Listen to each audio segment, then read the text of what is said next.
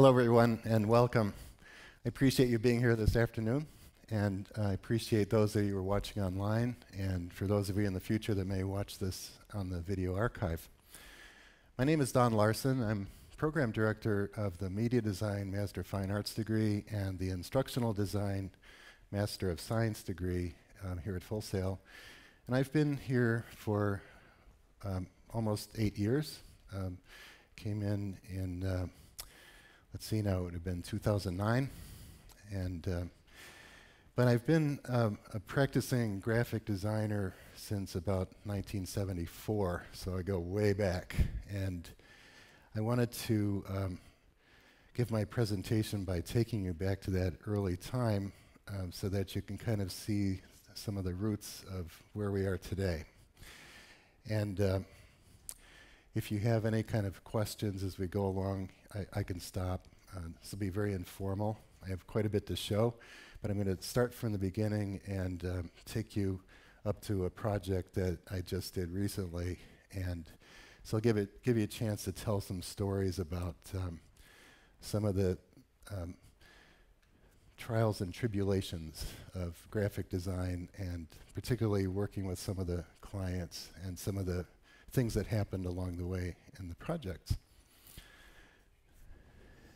So a little bit of my background.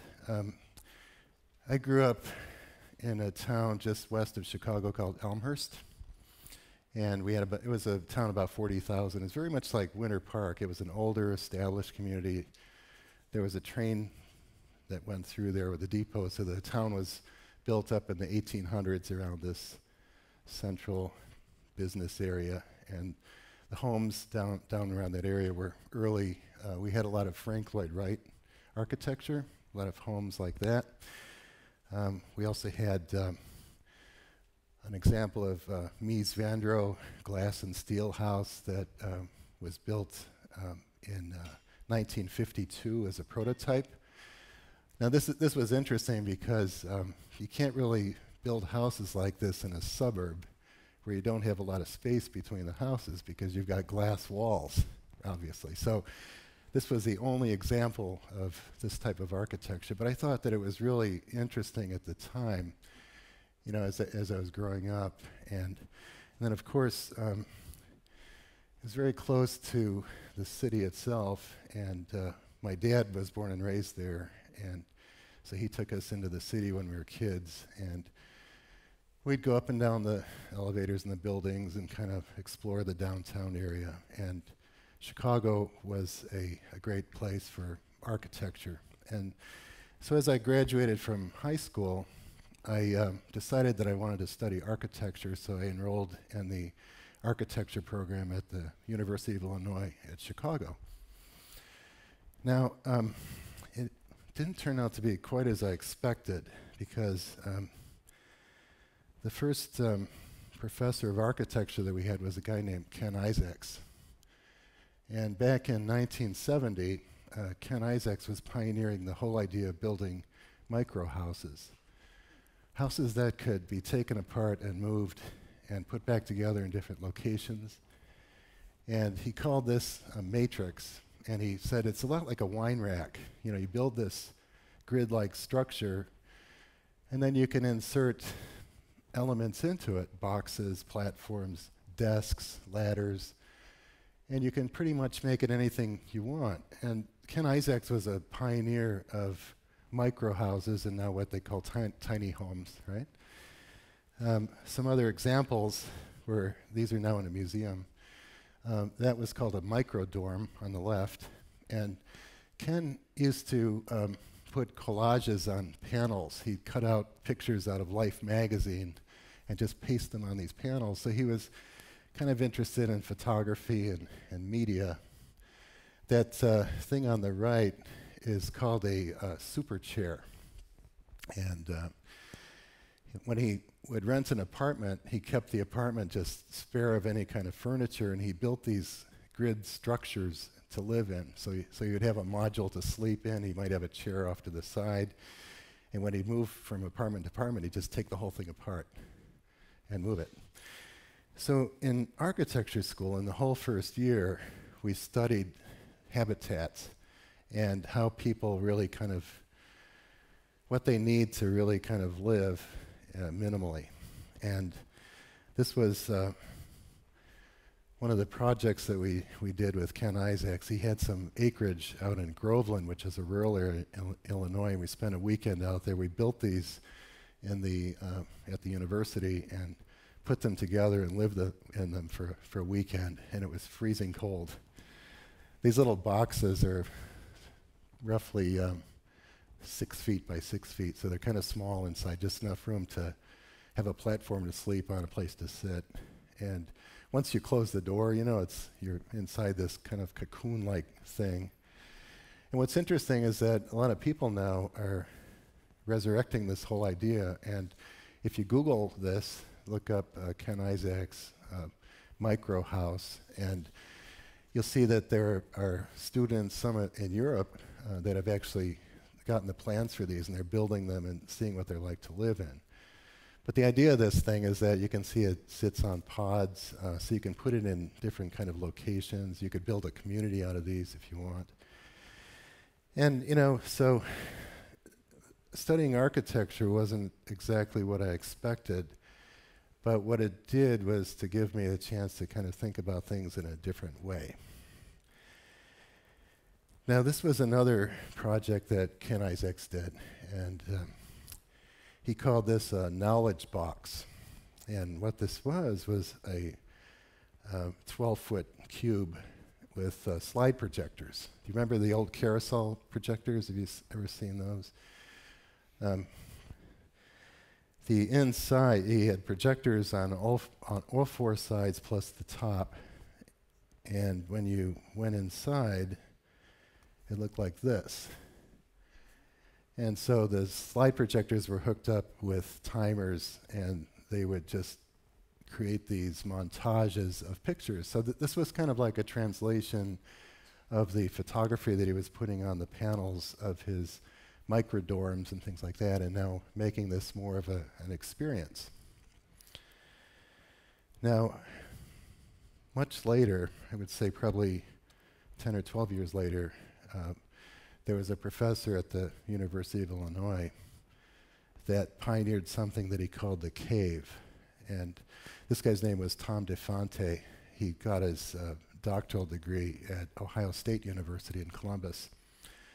He was a computer scientist, and so he took the idea of the knowledge cube and created this thing called the cave, where it became an early virtual reality experience. He went on, Tom DeFonte went on to develop software for creating 3D animation and game development, for those of you that are interested in that. I'll show you that a little bit later. Now, Tom DeFonte's ideas were picked up by many because he was also chairman of SIGGRAPH, the big conference for special interest in computer graphics. So this now is a presentation of seeing Tom DeFonte's idea taken commercially. Visionaire 3D is a company that develops, builds, rents and sells virtual reality systems. It was founded in the year 2001 by Martin van Grinsven and is settled in the Netherlands. We are specialized in VR presentations for the architecture industry. Our latest system is the Simulation Cube. It is a panoramic, 360 degrees surround projection system. It creates an image on 4 walls that completely surrounds the users to immerse them in a virtual reality environment. This front projected cave-like display is cheap, fits in a small space of only 4 by 4 by 2.8 meters, and is easy to build up. The Simulation Cube is a cave system that was developed for commercial activities, and doesn't use head tracking to avoid cyber sickness and to keep a multi-user environment. The Simulation Cube is ideal for presentations for up to 6 persons, and because of the integrated table it is a comfortable place to host your presentation or sales promotion. Navigating a virtual environment in the Simulation Cube is easy. The users just rotate around the table and point the 3D joystick in the direction they want to go. The 360 degrees field of vision keeps it easy to remain your orientation in the VR environment. With the introduction of the simulation cube, Visionaire 3D adds an important new element to communication in the architecture industry. Blueprints and scale models never give you the experience of actually being there, while a presentation with the simulation cube feels like flying around inside a realistic full-scale model. Now, this is kind of old technology by now, and if you've seen what people are doing now by wearing those headsets and kind of reacting with this artificial space, you can see how far along this has come. But I thought that this was interesting because it has a connection to early work that Ken Isaacs was doing and then Tom DeFonte. And what was interesting about this is that they use this for business meetings. You saw that they had a conference table in there so that they could actually communicate without having to have the headsets on. If you noticed, they were manipulating the space with a control thing that was in the center of the table. So I thought that was kind of interesting. So by now you're probably wondering, what does this have to do with graphic design, right? And so I'll take you back to the 70s a little bit, and these are the kind of drawings and presentations that we were doing back then. Interestingly enough, they never taught us how to draw. We sort of had to learn on our own. They gave us assignments, and some of us had maybe taken a drafting class in high school or something, so we knew a little bit about how to draw this and these kind of presentations. But this is kind of where I departed from architecture and wanting to become an architect. At this point, in doing these drawings and models, I became more interested in communicating ideas and making presentations using drawings and photography. So I transferred into the graphic design program, which was called communications design, at that about halfway through the architecture program, and I finished up my degree in communications design. Now, the architecture program, this was a model from the 70s in my program. And the architecture program, though, was a great foundation for me because I really began to develop my sense of aesthetics, which is really important for you, and I'll talk about that a little bit later. But as I was going through my stuff, I haven't saved everything that I've done, and by now, after having been in the profession for over 40 years, I've got a big box of stuff that I collected, but I came across this photograph of this model, and then I sort of noticed that much later, I would say 25 years plus later, I was working in a mutual fund company in Milwaukee, and as the senior graphic designer, and I did a series of brochures for the mutual fund products, and you can see how the aesthetics from the 70s, that I developed in the 70s, I applied to unknowingly, to those brochure covers. And I just happened to notice this connection. It just kind of by accident. Here you can see some of the shapes and even down to the color palette. So now I'm going to tell you about my first job out of school back in '74. I got a job for ABC in Chicago, and television station. And television in '74 was still pretty crude. If you can imagine, we didn't have computers, we didn't have electronic graphics. We had to do everything by hand, and we did things by drawing, we used photography a lot, we did film, we did a lot of film, motion graphics on film. And broadcasting was very crude. Television sets that people had in '74 were like a bubble. You can imagine, maybe some of you remember when your parents might have thrown out the old Zenith after all these years, you know. Had the convex surface with the rounded corners.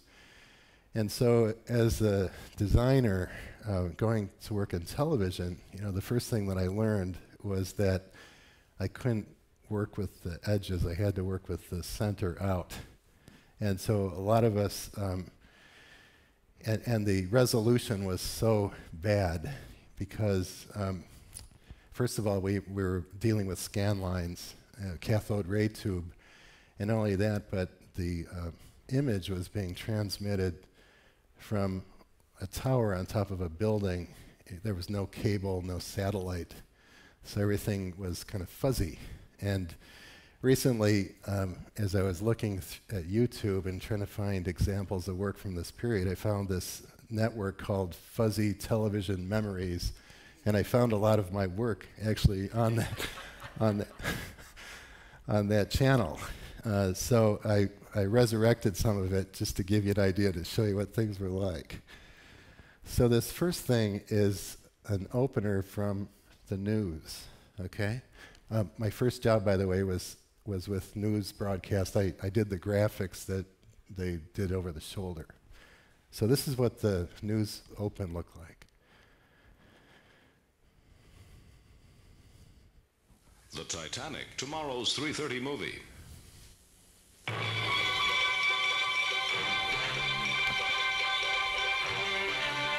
This is Channel 7's Eyewitness News with Fahey Flynn, Joel Daly, John Coleman's weather, and Bill Frink on sports. Okay. How do you do, ladies and gentlemen? I'm Fahey Flynn. Here's what's happening at 10 o'clock. It's the night before the primary. We'll have reports on last-minute campaigning in a moment. Okay. You saw that type go across the bottom. That was the extent of our electronic graphics. It was called a Chiron, and the graphic designers weren't even allowed to touch that. It was a technician who would just type that in and scroll across. So going back to this is, I just grabbed a still from the video. This is about the quality that you might see on your home TV back in those days. So the design department was responsible for the set, and it amazed me when I went to work there and I got my first look at the set, because when you go into a television studio, you never, you see it at home, and when you finally go and you see a television set in person, it's not anything like you'd imagine. The set was all made out of cardboard and felt, and we could get away with it back then because the resolution was so bad. And when we finally went to high def, then we had to do everything completely differently. So if you look at a set, let's say on MSNBC or one of those, you'll see a lot of glass surfaces, and the graphics are integrated and things like that. We couldn't do any of that back in these days. So the way we did news graphics, I'll show you an example, is that we would have to draw these on a card. And the lettering was actually done with rub-down letters. We had these sheets with alphabets in them, if you've ever seen those. They were like these transfer letters, and you put it into place and you rub down the letter, and then you do the next letter and you do it all. So we had these acetate overlays. And back in, this was 74, the news was on at 5 o'clock, and so we'd meet. There would be two of us working together, and we had this little room that was right off the newsroom. The newsroom was a mess, typewriters going, cigarette smoke, people running around. And we'd sit down with a producer at about 2 o'clock in the afternoon, and they would give us a list of graphics to put together with the overlays, and we'd have a couple hours to put together maybe 40 of these. And the stage manager would come down about 4:30 in the afternoon and pick them up. They had to be done. So the first thing I learned is time management. And if we fussed and we didn't get everything just right, we wouldn't get it on the air. And everything was live, so it had to be done. So I'm going to tell you a funny little story because I almost got fired over this, and I'll show you why. When I did this, I didn't really realize. Now, what happens is you notice the set had that blue screen in the background. That was our chroma key, and now they use that green, that sick green. And the reason they use that is that nobody's going to wear that, right? So if you wore that sick green, you'd be transparent. So we use blue because we didn't have the technology to put anything in there during those wide shots. And the blue looked okay, so the set was designed around that blue color. And then we just made sure that the talent weren't wearing that shade of blue, so it worked. So we'd have these camera cards, and down in the studio, they would put these on an easel and put a camera on it, and they would chroma key it into behind the talent. So here's what happened. Right? And I was called up into the general manager's office. And if you can imagine, his office looked like something out of Mad Men. It was on the top floor. It was big. It had a big desk. There was a couch, a couple of club chairs, a wet bar. And the general manager and the news director were sitting there drinking their scotch. And I walk in, and they ream me out. And they had this on tape, so I was 23 years old, and I was shaking in my boots. And I left thinking that was the end of my career. I'd been there a couple of months, And as I was walking down the hall, I could hear them laughing. So I figured out they're just messing with me. And it turned out okay, But the thing that I learned is that every piece that I designed in the future, I wanted to make sure I knew where it was going to end up, what the context was going to be. And it's an important lesson for everyone to learn. So eventually, I got off the news shift, which was fantastic because after you do enough of these, you get pretty good at it, and then you get kind of careless after a while, and it's time to bring somebody else in. And I got moved up into the promotion department, which was really fun. At the time, the head of promotion was a guy named Brandon Tartikoff. And Brandon went on to become president of NBC. He started up Saturday Night Live. He ended up going out to Paramount Studio, where he was president out there for a little while. Eventually, he died of cancer. And what I found out is, while he was working with us around 1975 or so, he had Hodgkin's disease, and he'd go in the afternoon and get his chemotherapy and then come back and go back to work. And what an amazing man and work ethic that he had. But anyway, with Brandon, we got to do a lot of promotional pieces, and the big promotion for television in those days was to promote these movies that they would show before the news. It was kind of like a filler. And so we did promotions for all kinds of movies, Elvis movies, Doris Day movies. Brandon would put themes together, so he put together 5 Doris Day movies and called it a Doris a Day week, stuff like that. So we got to do these little promotions, and we did everything with film animation.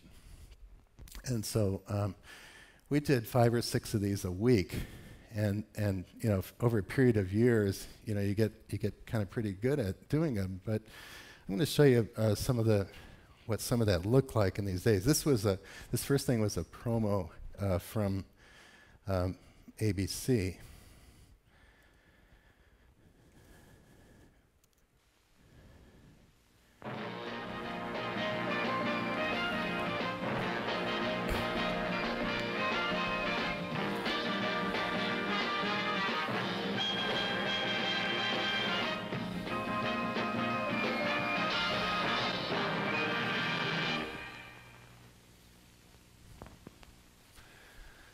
All right, so for our promos for the 3:30 movies, we got specific, and I just found one. I'll show you what that looked like.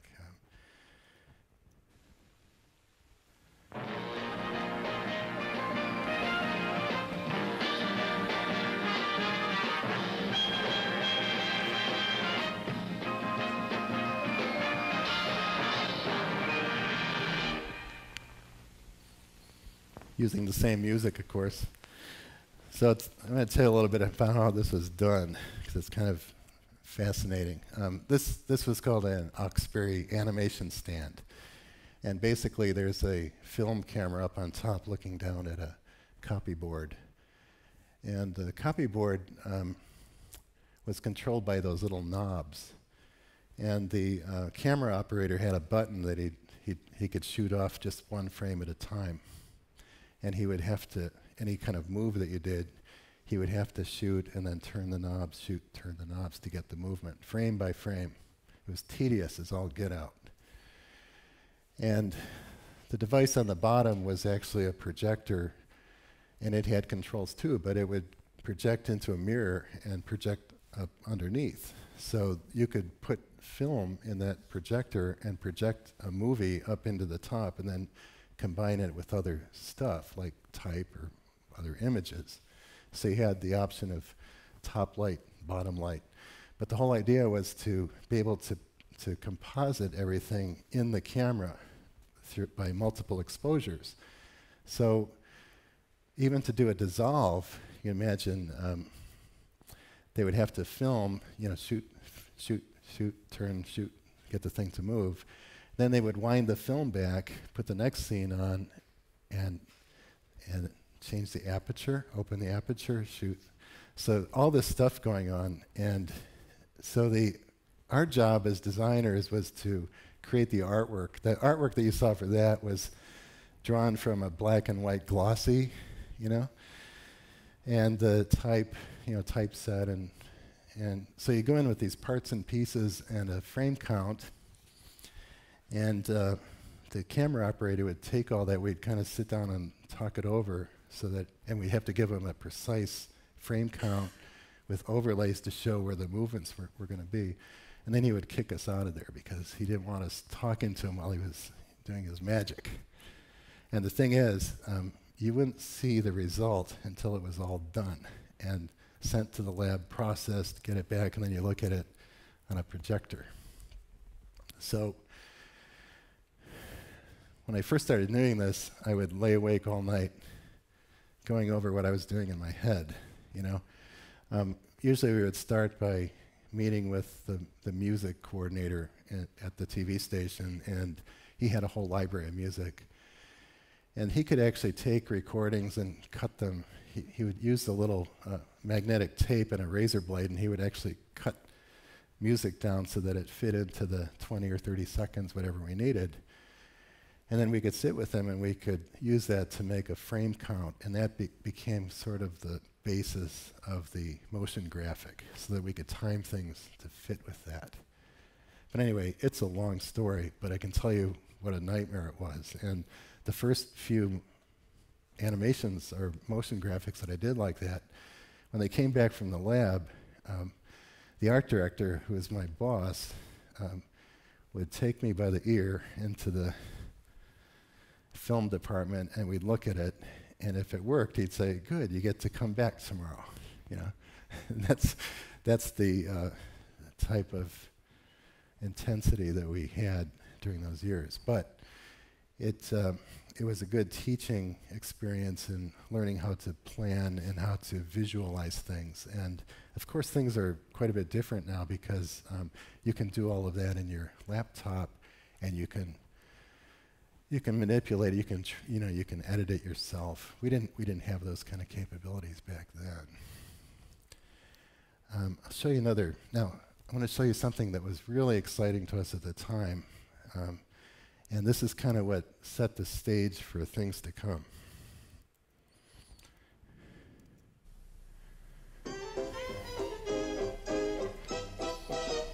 Seven up, we see the light of 7 up. We couldn't have made it through the day without something to show the way, without something to keep us going. And you can't make it through the night if you don't have some kind of light that's showing.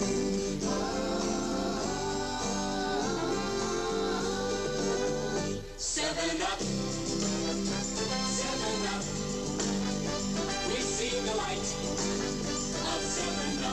7 Up, 7 Up.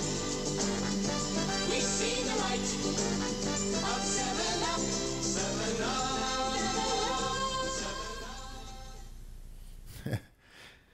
I appreciate your patience looking at these fuzzy images, but that's what it was like. And I just wanted you to see, so you can appreciate, yes? How long would something like that take to make? Oh, well, first of all, I'll say that that was a national television commercial, so it was done through an agency. And if I can explain, let me show you this next slide, because this will kind of break it down a little bit in some of the techniques, right?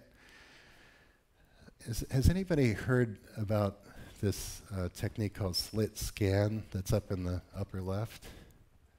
Everybody was doing it back then, and what that was that you'd give the cameraman a piece of film where the background was completely opaque and the line work was completely transparent. And he'd put a theater gel behind it to give it the color, and I should back up a little bit. By now, they took those hand cranks off the animation stands and they put motors on them that were controlled by a computer, so that you could get these smooth movements. And so what they would do is leave the shutter open and move the camera, so that it was basically painting the light. You can imagine that, right? Yeah, yeah. Yeah.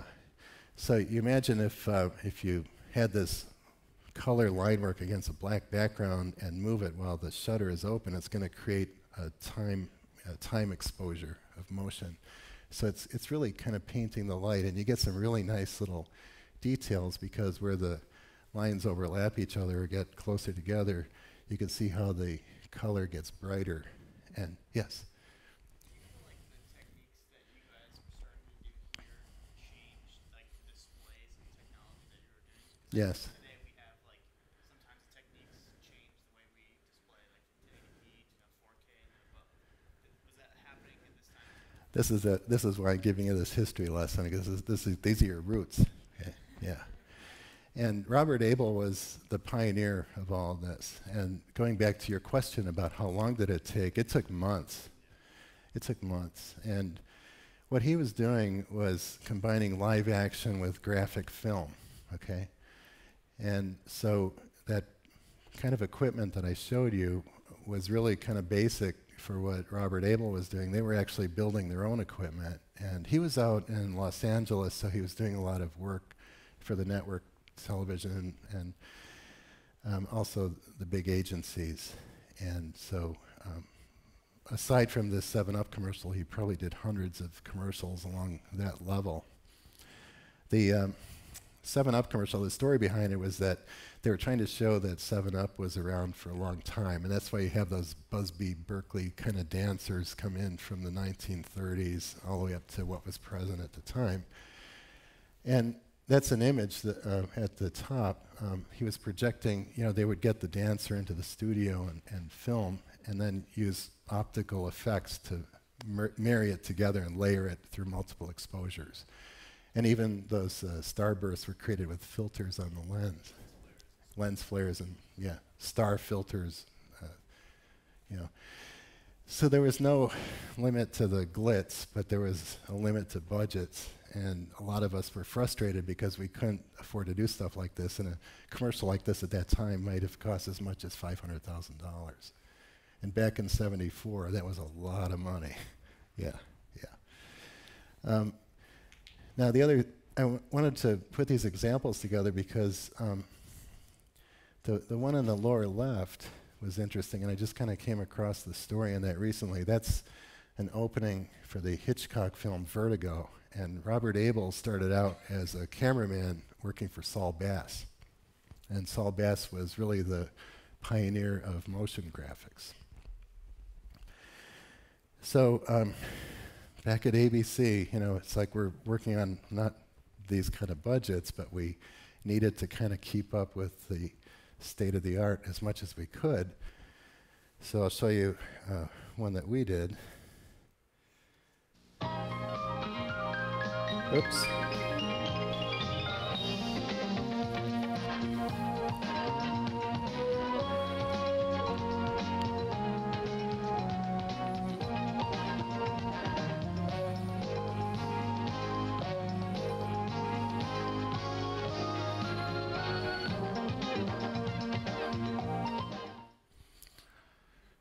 Yeah, that was it was thrilling to see that when we got it back because like I said before, you don't see it till it's done, and you hope and pray that everything went well. So let's see what I have next. Oh, so I was with ABC for I think just about 4 years or so, and after pretty much doing 3:30 movie promos, I got a little tired of it. And so I was recruited to go over to the public TV station in Chicago called WTTW. WTTW stands for Window to the World. And they were producing more national productions. At the time, they were doing sneak previews with Siskel and Ebert. It's a movie review show. Soundstage, which was a live broadcast of music, current music at the time. What's interesting about that is that we didn't have stereo audio yet. So we rigged it. We had a sister FM station that broadcast stereo, so we did simulcast, so if you move your stereo speakers over by the TV, turn off the volume on the TV, turn on the radio, you get, stereo sound, right? I'll divert a little bit. The chief engineer of WTTW was one who pioneered stereo broadcast, and he is going back and forth to Japan, where it was really kind of developed with Sony. And as it turned out, he was getting a royalty after that whole thing. With every TV set that came out of Japan that had stereo, he got some money. Nice. So he was able to retire. So this next one is when I went over to WTTW, we had to have a little program signature, a little animated logo that would go on the beginning of our national productions. And so, at the time we were still doing a lot of slit scan, and so I did this one. See, I think this is going to be right.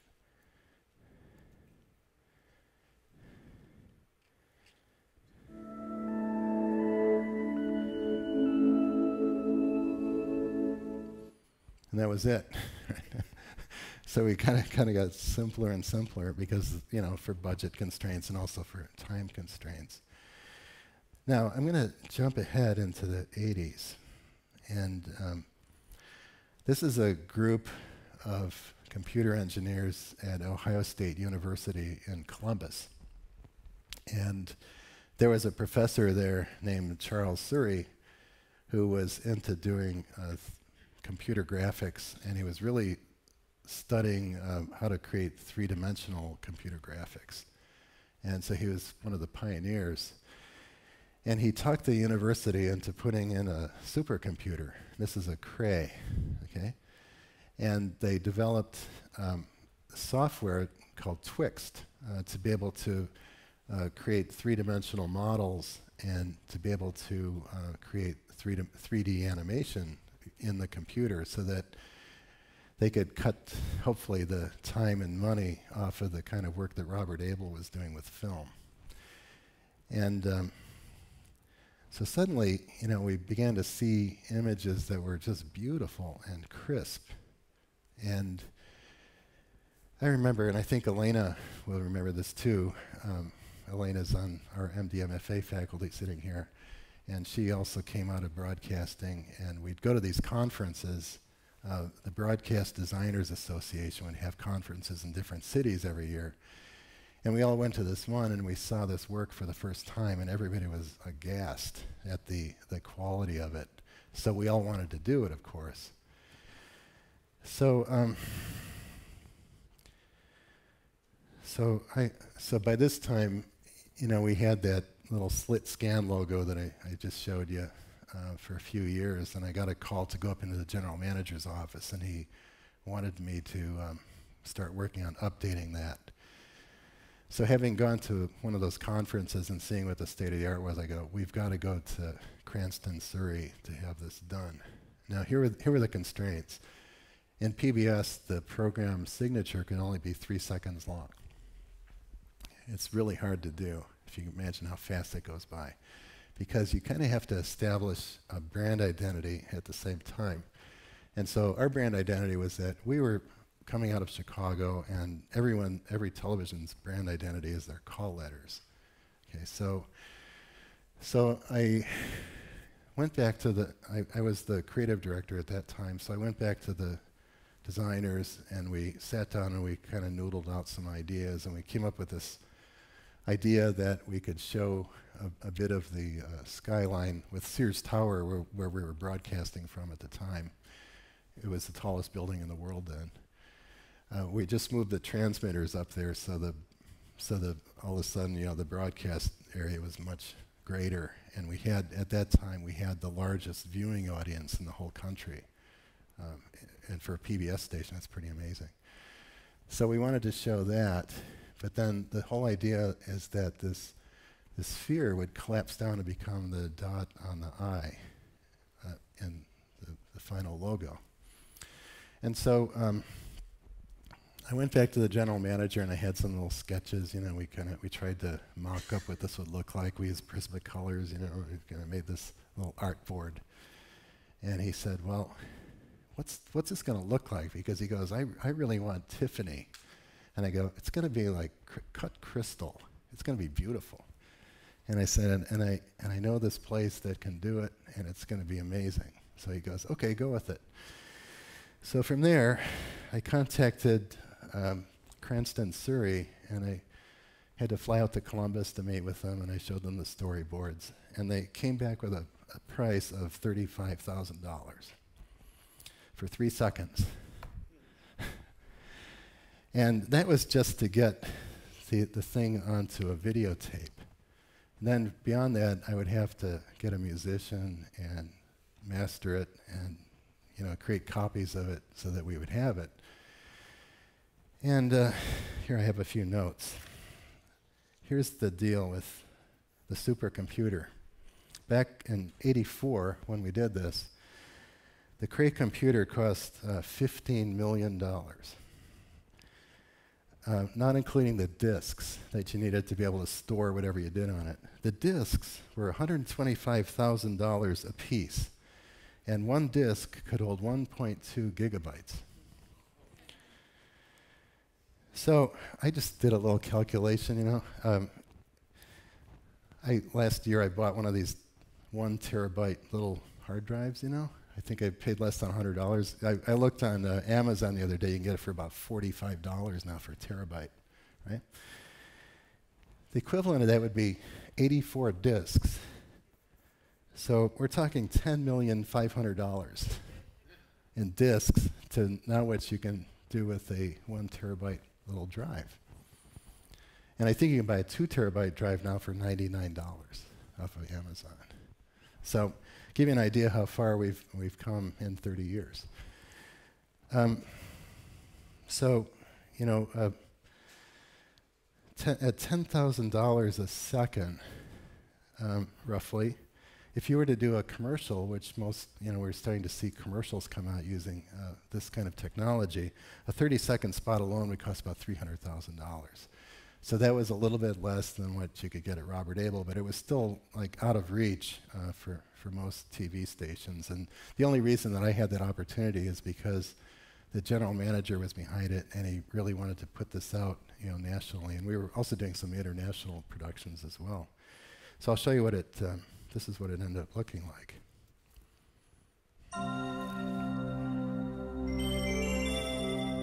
And that's it, about 40 grand. Okay? Now to tell you this, years later, I needed images from that because I was creating this promotional piece. And so I took it to a guy, and this is several years later, so we didn't quite have these laptops yet, but he had a Mac Tower. And he recreated the whole thing in one afternoon. And I go, "So what would that cost?" And he goes, "About $5,000. And what he gave me was actually better than what we did back then. And the fact is today, you can do that on this now, as long as you have the right software, right? So what happened with Cranston Surrey is that eventually they went out of business because the software that they developed and they wanted to sell would only run on those supercomputers. And people were moving now to towers and then eventually to laptops, and so the software became more available to people.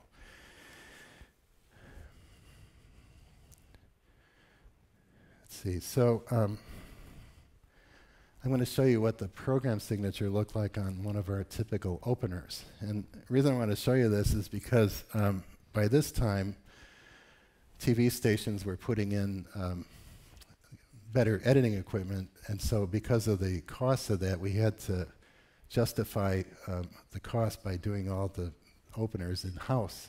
So that gave us a lot of limitations. So I'm going to show you one just for grins.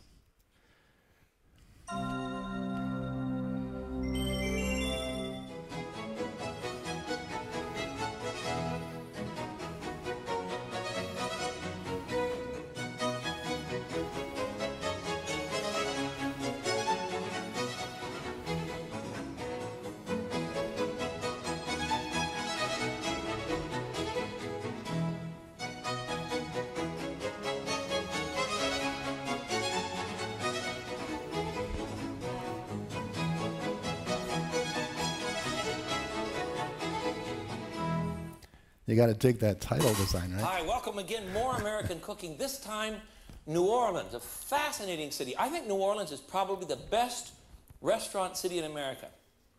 All right, so you're asking, so I'll tell you. I also love New York, San Francisco, Chicago, Seattle, and Boston. Please don't, why do I do these things? Please don't write and tell me. These are my favorites, and I love them, but I really love New Orleans more than anything else. Fabulous city. It was founded in 1682. All right, the reason I left that clip on there was because I wanted you to see his personality. And so when we were designing opens, we kind of designed them around the personality of the the talent. That was the identity. So you can see how the program signature was really the logo, and then most of our productions were done like that. But we tried a lot of different things. We didn't have a lot of money to create opens for our programs, but I had a very creative staff, and we did things like we did this one open for a show called Chicago Tonight, where we actually mounted an animation camera on top of a building, and we had a guy go up there every 5 minutes and take a frame and then move the camera and take a frame. And so during the course of the day, we created a time-lapse panoramic of the city, and it was absolutely beautiful. But again, it's like we didn't know what it was going to look like till it was done, and it took a few times to get it right. Another project we did was for a show called Chicago Week in Review. It seemed like all of our programs had the word Chicago in it, so it made sense to use the city. And one of the designers knew an architect over at Skidmore, Owings and Merrill, and they were doing wireframe building diagrams, and they had figured out how to animate them so that you could drive through the city. So we did one with that, and that was kind of interesting too. But most of our budgets or those kind of projects were under $5,000, so it was a stretch to get things done like that. So I'm gonna move into some print projects just to show you some of the work that we did back then. And I still like looking at these because even though they were kind of indicative of what the styles were at the time, they still kind of hold up.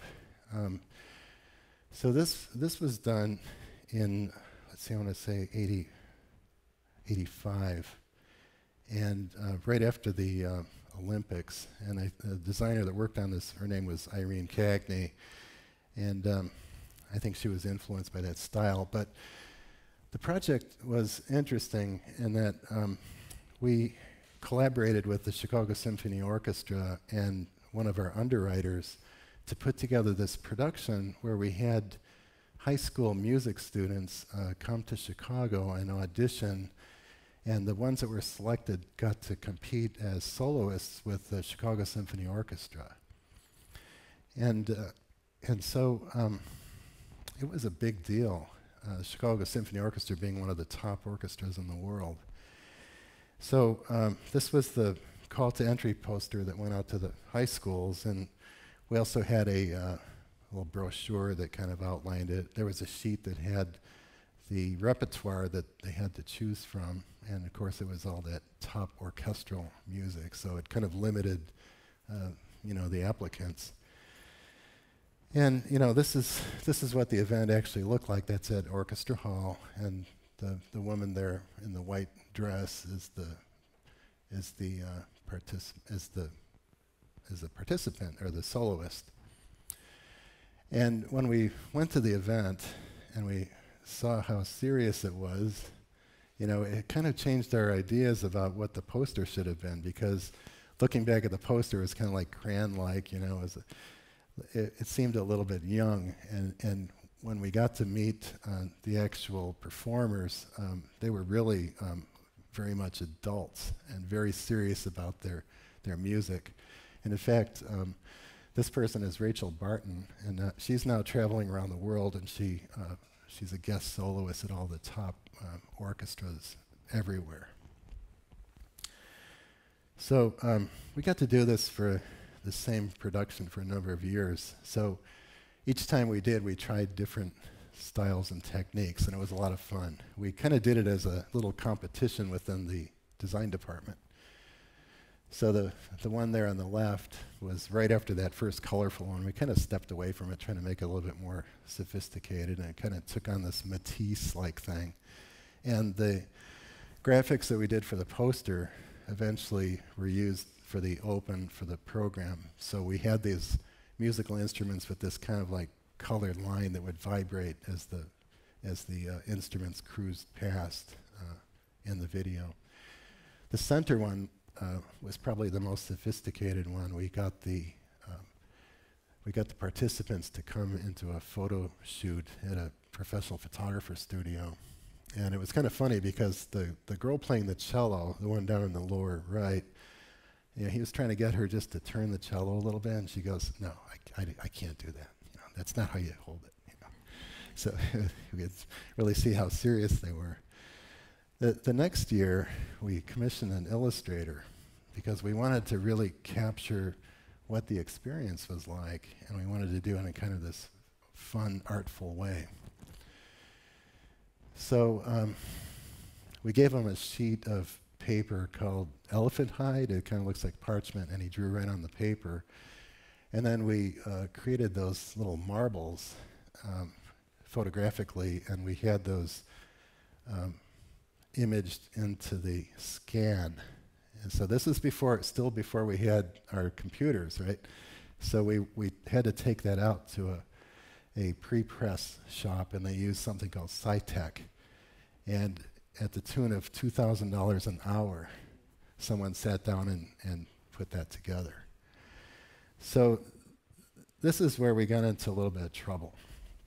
And it wasn't with the illustration or the whole concept as far as we were concerned, but by now, we had developed a relationship with people at Orchestra Hall. They were part of this, and we also had the underwriter there. And the problem with the illustration, because the problem is that we inadvertently cropped off the concertmaster, who would be on the left. And there was someone in the background that was not one of the actual symphony members, but a substitute, and they had a real problem with that. And so by now, we'd spent $3,500 on the illustration. The illustrator had left the country to go work on another project, and there wasn't anything we could do. We had to get it to the printer. So I went down there and I talked to them about it, and then they were fine. And so we ended up producing it. But what I learned from that experience is that it's all about keeping everybody in the loop, collaborating and communicating. And so we really should have shown them more preliminaries. And what happened is that year after year we got more comfortable with them. And so when we go in and they would say, "Oh yeah, that's absolutely beautiful," so we just kind of took it on our own to take things to this level. Now the following year, I was going through some photos that we had done in previous years, and I found this, and I thought this is a really nice approach that kind of sums up, the experience of a young person playing the violin. You can tell by the hands. It had the kind of quality that seemed appropriate for the event. I hired a calligrapher to do the lettering that's on the back. We did it in kind of a varnish, so it's a very pretty piece. And it went over really well. So the next year, I went down to Orchestra Hall with a new mock-up where I had the same kind of approach, but this time I had a cello, right? And I thought, oh, this is going to be a piece of cake because they like this one so much. They're going to love this cello. The bow is going across, and you can see the hands and everything. And I got down there, and the underwriter had sent a different person, somebody from their marketing department, and she had a real problem with it. She said, it's beautiful, but the problem is that it's very elitist. And this poster is going out all across Illinois to all the high schools, and we want all the children to see this, to know that they're welcome to participate. And so she went on to pull some pieces out of her briefcase, examples of direct mail, the kind of stuff that had the stuff you get in the junk mail, the big splash of color and the big bursts and the pink and the yellow and the bright blue and stuff. And I went back, and by now we had about 3 days to get us the printer. And I went back to the art department, and I went, oh no, what are we going to do? And it just happened that one of the designers had been kind of playing around with this idea of deconstructionism, and he happened to have this illustration of a cello that he did, and this is what it ended up being. And so, we took the pink down to salmon. We still have the bright yellow. Got a calligrapher to do the type, and they absolutely loved it. So it just kind of goes to show that you kind of have to listen to what your client says, but you can always take things to a higher level if you understand it and know how to communicate it using the tools that you have, right? So now I'm going to jump to some more recent work, and this was a real fun project. I'll tell you a little bit of story about this. This was brought to me by a woman named Andrea Kratz, and Andrea was the vice president of design for Harcourt School Publishers, and she's now on our faculty in the Media Design Master's Program. So Andrea, this is before Andrea or I came to Full Sail. So this piece is about 9 or 10 years old, but Andrea got commissioned to do this project, and being an art director, she was more the kind of person that would do the thumbnail sketches and then give it to somebody to execute. So she decided to give it to me to work on. Now I'll tell you what this is about, because it's kind of funny. This is Los Alamos Labs started doing research on creating alternate ways to detect explosives.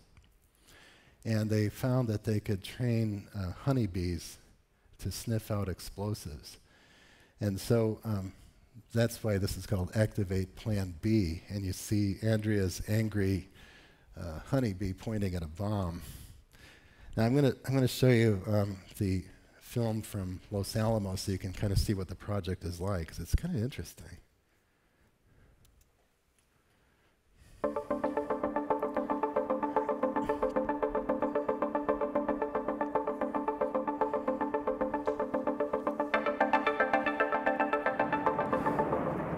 A crowded airport, a busy port of entry, a security checkpoint at a military base or national laboratory, all potential targets of terrorist organizations. The safety and security of people, of cargo, and of valuable information are continually at risk. Although many types of security and surveillance are in position in the most sensitive areas, some of the most dangerous threats are the most difficult to detect, especially those hidden from view. Search dogs have long been used for their superb sense of smell to find people and substances hidden from sight. Now, however, researchers at the Los Alamos National Laboratory are developing an impressive alternative using an animal as sensitive to smell, smaller, and much more unobtrusive. Honeybees are nature's rugged robots. A colony can consist of 30,000 bees, with roughly a quarter of those foraging daily. They have a complex communication system and can forage up to 6 miles from their hive. Honeybee antennae are finely tuned vapor sensors with sensitivity thresholds of parts per trillion, comparable to dogs. Bioscience Division scientists at Los Alamos have studied how the bees use their tongues as sensitive detection instruments. This process is called a proboscis extension reflex, or purr. They only use their tongues for feeding and not for any other reason. With Pavlovian techniques, the bees are trained to stick out their tongues as a conditioned response to explosives vapors. This technique has been further developed into a prototype detection platform system, so bees can be used to detect explosives in trucks, on people, at checkpoints, and over water. Honeybees are collected from hives, which can be maintained indoors or outdoors. Once in the lab, the bees are cooled to slow down their movement for handling purposes. Individual bees are then removed from the storage container and secured into reusable harnesses. First, we let the bees get used to their new environment, allowing them about 30 minutes to acclimate. Next, the bees are tested for their ability to stick out their tongues by giving them sugar water on the tip of a cotton swab. That's the purr. The bees that can purr are then trained to purr when they smell a certain scent. Training involves giving them a 6-second burst of an explosive vapor, with the last 3 seconds including a sugar water reward on a cotton swab. After 4 rounds of training, bees that purr voluntarily after receiving the scent are used in the field. To use the bees in the field, we place them in a prototype detection platform. 3 bees are placed into the unit at a time. The unit pulls air into the interior of the box and over the bees. A camera is mounted inside, and an image of their heads can be seen on a computer screen. When the bees detect the scent in which they have been trained, a specific explosive, they purr. That is an unambiguous sign of detection of that particular explosive. In August of 2005, members of the Defense Advanced Research Projects Agency, DARPA, the U.S. Southern Command, and the Marines arrived at Los Alamos to observe a field test of this explosives detection unit. The demonstration included 3 scenarios in which the bees were exposed to real-life situations and expected to detect the explosives in each. First, the bees were tested on TNT in a box, a curbside explosive scenario. Then, in a terrorist scenario, the C4 trained bees were held up to a clean vest, and then a C4 packed vest. Finally, a checkpoint scenario was conducted testing a clean SUV, and then an SUV filled with both C4 and TNT. You can see all 3 C4 trained bees giving positive hits via the purr response to the C4 in the vehicle. Yeah, there we go. Now they're going.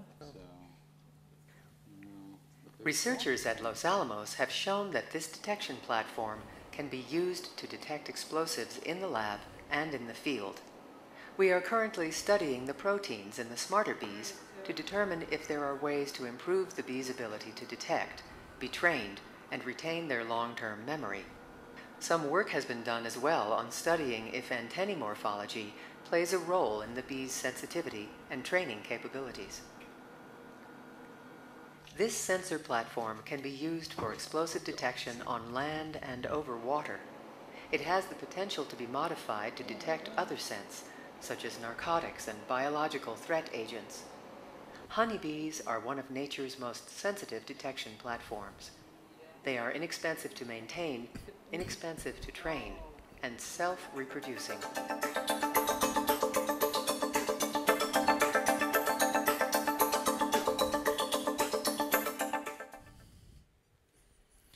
Isn't it funny how they put them in those little saddles like that? It's crazy. But anyway, I wanted to show you that video to kind of explain the project because this was a science magazine for 7th and 8th grade age students. And, you know, taking the content from that film and making it into a magazine spread requires kind of an understanding of how that particular age group responds to visuals and words, you know. So Andrea created these thumbnail sketches and sent them to me, and I'll go through this kind of quickly now. The first thing that I did was I took the manuscript and floated in, and she was pretty much right on the button as far as her layout, even though she was just kind of sketching, you know, guessing on how things would fit. But I did this as kind of these diagrammatic wireframes first because Andrea had also given me a folder full of examples that she had collected from magazines from that age group. So I had kind of like this, what we call a swipe file, to give kind of references to the kind of images and color palettes and things like that to work with. And so wanted to make sure that things were fitting right, and if any editing needed to be done to get things to fit a little bit better. And I do have to say that there's probably way too much copy on these for that age group, but we proceeded and ended up, you know, with these to give back to the person that originated the project. And this is probably the wildest work that I've ever done. I tend to be a little bit more conservative than this, but it was kind of an interesting way to kind of push my envelope a little bit. And over the years, I've done a lot of work for Harcourt School Publishers. Here's another one. This one I got commissioned to do a series of math book covers that they were doing with the National Science Foundation. And so, you know, I talked to the art director over there, and we talked about the idea of really kind of featuring objects that kids from the different grade levels work with when they're learning about math. And it has to do with, you know, counting, sorting, learning about geometric shapes, learning how to tell time on an analog clock, that kind of thing. And so for this particular project, I knew a guy that was really into 3D computer graphics, and he was using a program called Lightwave, you know, which was really used more for film. They use it a lot for Jurassic Park, the first one. But anyway, he could take my physical objects and draw them so that he could get the kind of light qualities that we wanted.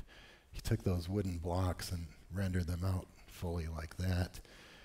The clock, you know, for example, the face of the clock had to be simplified. The clock is one that I found at a shopping mall, you know, and I bought it because I thought this is right for a first grader. But the dial, if you notice the number 4 on his rendering has the open 4. That's something that the publisher always used, the open 4 for that grade level. So we had to make a lot of changes in the dial of the clock. The resulting covers look like this. It was kindergarten through 5th grade.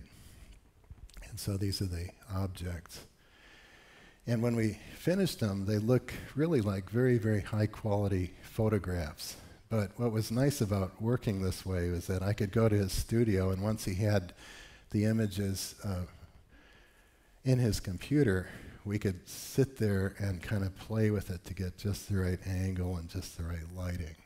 And so he was able to give me files back that I could then put into the InDesign file to create the production files. Now, I'd also done a lot of packaging projects with Harcourt, you know, where I worked with their packaging person and his vendor. And the vendor was a packaging company that had a structural designer, and so he would give me these white cardboard boxes, and they'd have it all like mocked up, and my job was to apply the graphics.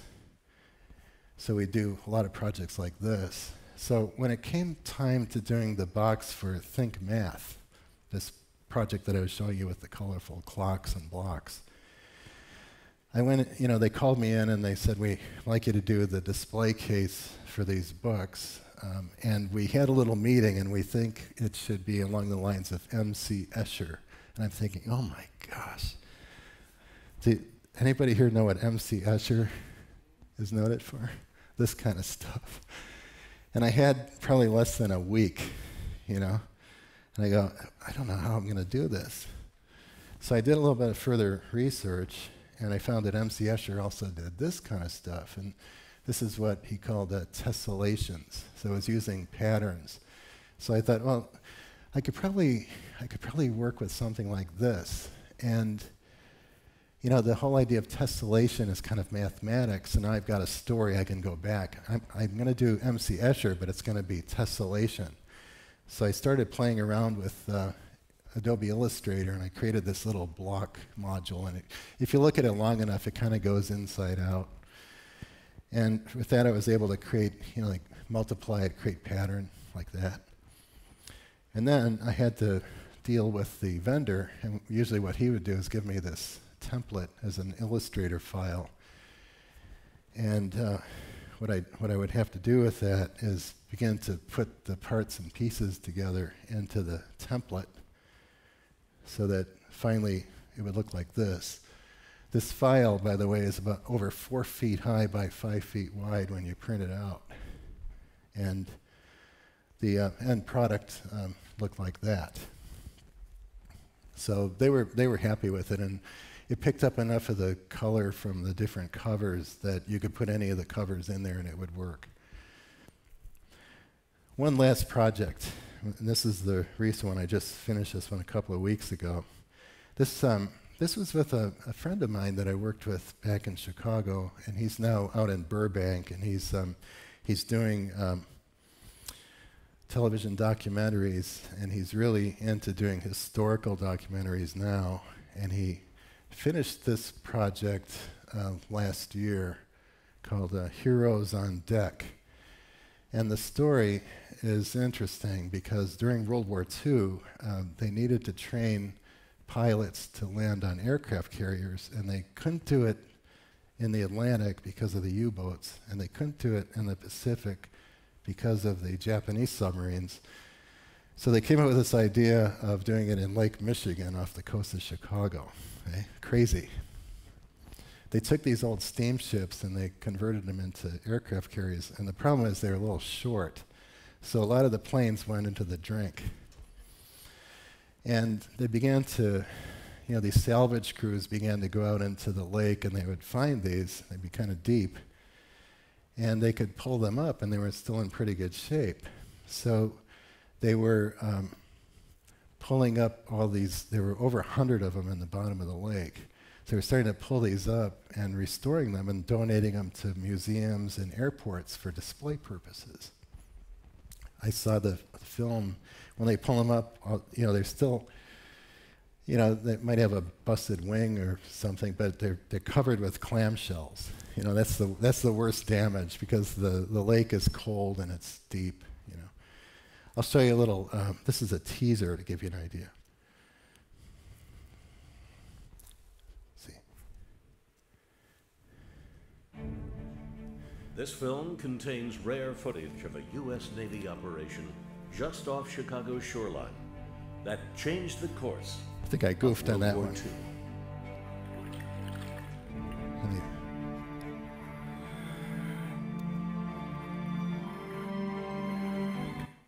Sorry, I think I goofed on that one.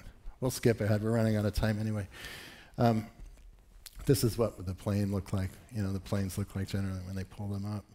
So anyway, my friend called me up and he goes, I got some money to do this new project because this one was so successful. And so he and the co-producer are now working on a series of documentaries on what wartime was like in different cities. And they're starting with Chicago, and so we were both from Chicago. So he called me up and he goes, well, you know, we're going to do the premiere in Chicago in October, and so we need, like, you know, a big poster.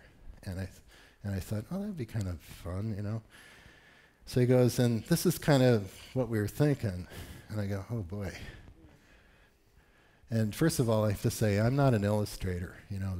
I can trace stuff. And secondly, I go, I'm not sure that this is really my style. And as I started to look at this was more like Nazi propaganda style, right? Where in the United States, during wartime, it was more like this. And there were basically two styles. One was, they were painted illustrations, like on the left. And then the other style was this kind of flat silkscreen printed style. And so I talked to him about this, and I said, you know, this is something that we could do, and we can do it as vector art real easily, and then you can blow it up as big as you want, because they're going to make these murals, you know. So we got into this, and we got into talking about it, and, you know, this is kind of what Chicago looked like in the 40s. The two buildings that he really wanted to have in the, you know, based on that concept that they gave me. Buildings, family, planes in the sky. We kind of went along those lines. But the buildings at the time that were prominent were the Wrigley building on the left and the Chicago Tribune on the right. Wrigley was donating money to the war effort. Chicago Tribune was doing a lot of reporting. This was one of my many sketches, the one that we decided to go with. And as I sketched, again, you know, like, I trace stuff. I just trace things and I put it together in Photoshop and sent them that. And it's an easy way to do it for me. But this is one of my later sketches. My earlier one, I just had a family there. And as we got into this, it became more detailed. You know, they said, can you make the guy a sailor? Can you make the woman a factory worker, you know, the woman factory worker? And can you make the kids a boy and a girl, you know? And, you know, it went on and on like that, yeah, more and more specific. So here's the approach that I took. I looked for images that were in the public domain, and you see on the guy on the bottom in the middle, I took the head off the guy on the bottom and I stuck him on the body on the guy on the top, and I moved and I changed the hand, you know, to give me something to trace, and then I found, you know, the sailor, you know, a reference for the correct sailor suit from that era, you know, put it on the guy, and then at the same time they said, instead of the little boy pointing at the sky, can you have him holding one of those little flags and make sure it's a 48-star flag? So I found one and I drew it in Illustrator up there. And so this was the first Illustrator drawing, traced off those bits and pieces of photos. And then when I sent this out, they go, we're not sure about this gesture, you know, it's supposed to be like, yeah. But when it's static, you know, it kind of comes up like, you know, threatening. So then they said, can you make the guy pointing at the planes, you know, and can you change his hair color, because we don't really like that blonde, you know. So I ended up doing this. So they were happy with this. And by the way, they sent this out to a military historian to check out to make sure the uniform was correct, and it was, thank goodness, because I did my homework. I've had experiences in the past where I commissioned a guy to do an image of an astronaut on the moon, and when I sent it back to the editor, it turned out the guy was wearing the wrong spacesuit, so I knew about that. Now when it came to doing the buildings, to get my flat style, you can see the photograph of the Wrigley building on the right has all this ornate gingerbread, and I had to translate that to flat color. And I made the light source kind of come from the southwest. It's just because I wanted to kind of get at the afternoon. That's about as far as I could go realistically. And then there was this, you know, as far as the Tribune Tower, the same thing. I had to kind of like break it down into just basic forms. And that little tower on the left, that's for the drawbridge. You know, the operator would sit up in that thing. And I first tried to fake the top of that because it was this ornate little Greek urn with all these grapes and everything hanging. And I just put a ball there. And they sent it out to an architectural historian at the Art Institute of Chicago. And he said, the buildings are fine. I realize they're an artist depiction, you know, but that little tower is wrong because that thing on the top. So I had to go back and kind of come up with that. So it was fine after that. And then when we got into the planes, you know, they said, now, in Chicago, in that era, they were building C-54s called Skymasters. So I happened to find one and I could trace it. So I did that one on the right at the top. But they sent it out to another historian, and he said, well, those planes back in that time were painted olive drab. And so I went and I found a reference, and you could see a little scalloped edge, so I had to make sure that was correct. And the little insignia on it, on the one on the top, was later. During the era that we were doing this poster, it didn't have the red hash mark in it, because this was the Army Air Force at that time. So we were able to get everything correct. And this is what we ended up with. And they were very happy with it. And I think the reason they were happy with it is because they found a little story in it. And what the co-producer said that he really liked was the idea that there's this kind of V shape in it, because he said that's victory. And that was a big deal in those days. So that's what it was like working with these guys. And the typography at the bottom isn't something that I would normally do, but they had certain, you know, hierarchies of people and things that they needed to communicate. So we went with it, and then we created a smaller version, a different format, and a little postcard kind of format like that. Stress the importance of these three things, that if you learn how to become a good problem solver by developing your critical thinking skills and knowing how to find information, you can do just about anything. Anything. Your sense of aesthetics is extremely important. You need to train your eye. No matter what you do, if you're a game designer or doing film or video or graphic design, you got to train your eye. And then finally, you have to be a good collaborator. You have to learn how to speak to your client, to interpret, you know, things that they're telling you, because they don't know our language. And so you need to be able to listen to what they're saying and hopefully come back with something that's going to exceed their expectations. So with that, I wish you all the best. And if you have any questions, I'd be glad to answer them for you. Just raise your hand. We have a microphone we can pass around. No questions out there? Okay, well, I'll say yes. Yes. Do we have the microphone?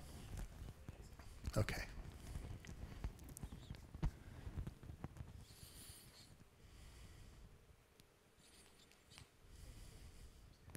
Thank you, first of all, for the presentation and taking us back in time. Yes. I just wanted to ask, how was the transition for you from going from analog to digital? Like, how was the transition? Was it like easier, or I don't know? How did the change come? Was it drastic? Well, first of all, I think that it was easier than it would be now. You know, if you were just coming to the field and confronting all of the software that you have now, because in the beginning, it was baby steps. First of all, the computers couldn't really do much. And those of us that jumped on board, it was pretty easy, because a lot of us were already trained visually, so we just thought of the computer as a tool to execute our concepts. And so a lot of us were still, you know, creating things by hand or sketching before we get into the computer. And probably, you know, the biggest jump was when Photoshop first came out, and that would have been around the early 80s. First of all, in 83 is when the first Mac came out, and it was that tiny little box, you know, with the 9-inch screen. and you really couldn't do much with it. It came with, I think, 6 typefaces.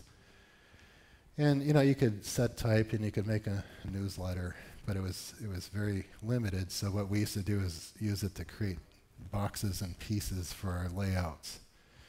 And so over the years, as you know, the software developers began to develop more sophisticated software, you know, we went through several phases of more complexities and also going through different models of computers.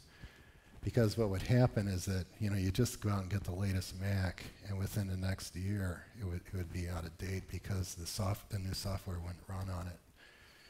And so we're constantly working through new systems.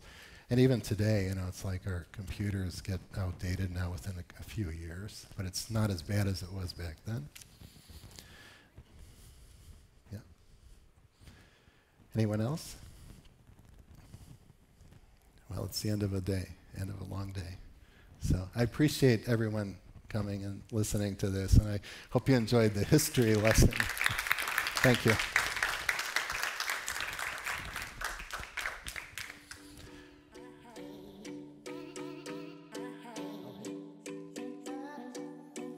I don't wanna know, no, who's taking you home, I'm loving you so. The way I used to love you, no, I don't wanna know, no, who's taking you home, I'm loving you so. The way I used to love you, oh, I don't wanna know. Wasted, and the more I drink, the more I think about you. Oh, no, I can't take it.